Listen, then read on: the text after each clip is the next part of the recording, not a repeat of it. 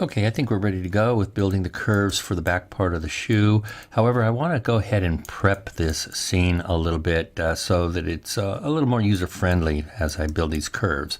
So the first thing I'm going to do is I'm going to rename this MeshOps. We'll call this MeshOps Saddle. And I'm just going to turn that off for now. I'm also going to rename these curves Saddle. Okay. And I'm going to go ahead and make a new layer, and we're going to call this curves for counter or foxing, I guess. Now, because of the proportions of the shell back mesh, splitting my viewport horizontally is probably not the best option here. So instead, we could do a vertical split. Now, there's a couple of ways we could do that. We can hold down the Control Shift and the tilde key and bring up a pie menu, and we can split vertically like that. Or, I'm going to get rid of this. Or we can go over to here where this little dot is in the upper left-hand corner, mouse over that, hold down the Control key, and just click and drag down real quickly on the mouse. And that will also split your screen. Now, in order to get rid of the extra split, if we want, we have to go to this little triangle on the right side, go to Viewport Controls, and see, we can go right here to Delete, and that will delete that extra window for us. So we can add and subtract windows at will. So I'm going to go ahead and I'll just do that again. We'll hold down the Control, drag down. Now, if the navigation between the two viewports is linked together, you'll just have to hit the O key and bring up the Options menu. And under the first tab there, Drawing and Control, you will see the independent checkboxes near the center of the panel. Just make sure all of those are checked. Okay, now that our scene is all set up, I think we are ready to start laying down the curves for the back part of this shoe, and make sure that we are on the correct layer, the curves counter layer that we created. And let's see, I think I'm just going to go ahead and choose the standard curve tool. Make sure mesh constraint is on, set the background, check the properties real quick, and make sure tool handle constraint is on.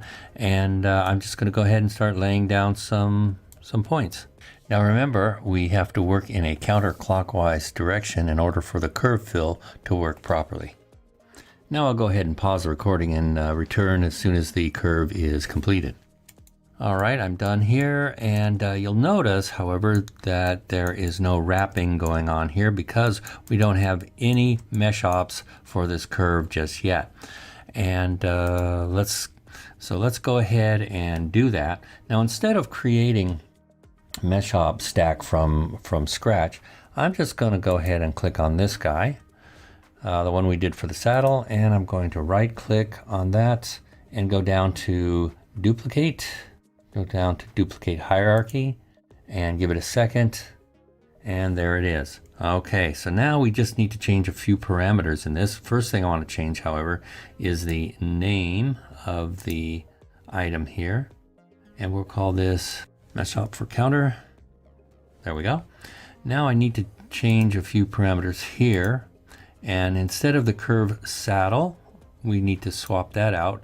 Probably notice a lot of strange things going on, and that's because we just need to redirect some of these parameters in this MeshOps to address the proper curve and the UV map that we're working with. So I'll just turn everything off for now and just start working from the bottom to the top.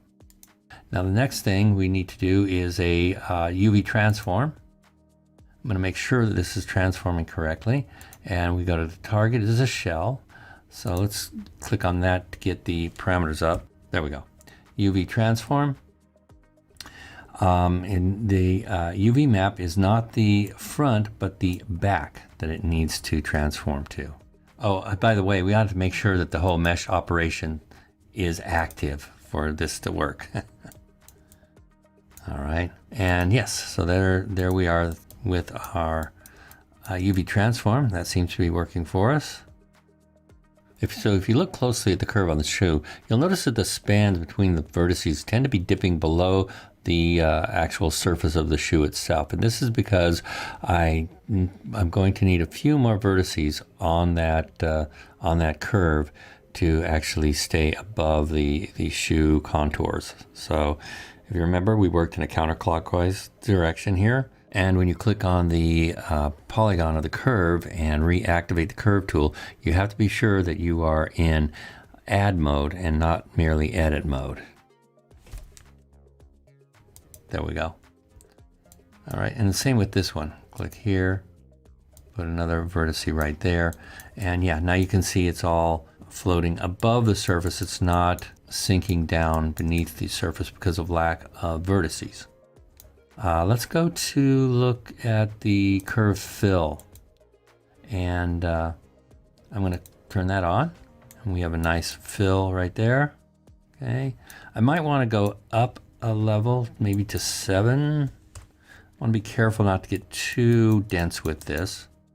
And another thing, remember in the MeshOps for the saddle, we added a set polygon type and to create a Catmull Clark out of the poly mesh there. But there is a much easier way that I totally forgot about, and that is in the curve fill, there is an option here to set the polygon type there. So you don't need to have a separate MeshOps for that. So we can go from face to Catmull Clark right there, and we can just eliminate that other MeshOps.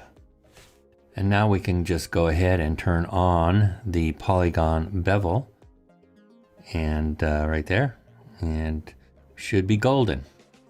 All right, now it's floating a little bit above the surface, and we can go back into our UV transform properties and set the push parameter to maybe something like a negative 0.5 millimeters or something around there. Yeah.